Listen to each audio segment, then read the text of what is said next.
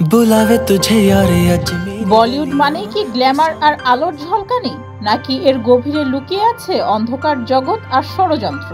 সম্প্রতি সঙ্গীত শিল্পী অমল মালিকের একটি মন্তব্যে ঝড় উঠেছে বলিউডে। অমল মালিক বলেছেন, সুশান্তের মতো হতে পারে কার্তিক আরিয়ানের পরিণতি, যা শুনে কার্তিক ভক্তরা রীতিমতো চিন্তায় পড়েছেন। কোনো গডফাদার ছাড়াই অভিনয়ের জোরে বলিউডে কার্তিক আরিয়ান বেশ শক্ত অবস্থান নিয়েছেন। তবে কি এই সাফল্যই এখন তার জন্য বুমেরাং হয়ে দাঁড়িয়েছে? ভারতীয় গণমাধ্যমে অমল মালিক জানিয়েছেন, বলিউড এতটাই অন্ধকার, একজন মানুষের জীবনটাই থাকলো না। সুশান্ত সিং রাজপুত এই অন্ধকার জগৎটাকে সামাল দিয়ে উঠতে পারেননি। কেউ বলে তিনি আত্মহত্যা করেছেন, কেউ বলে তাকে খুন করা হয়েছে। যেটাই হোক, মানুষটা তো চলে গেলেন। অমল অভিযোগ করেন, কার্তিকের জনপ্রিয়তা নাকি বলিউডের প্রভাবশালী মহলের মাথা ব্যথার কারণ হয়ে দাঁড়িয়েছে।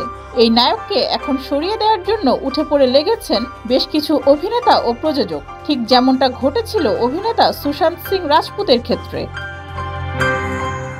2020 সালে সুশান্ত সিং রাজপুতের রহস্যজনক মৃত্যু আজও এক অমীমাংসিত রহস্য। আর তাই অমল মালিকের এমন মন্তব্য নতুন করে ভাবিয়ে তুলেছে কার্তিক আরিয়ানের অগণিত ভক্তকে। ডেস্ক রিপোর্ট, যুগের চিন্তা।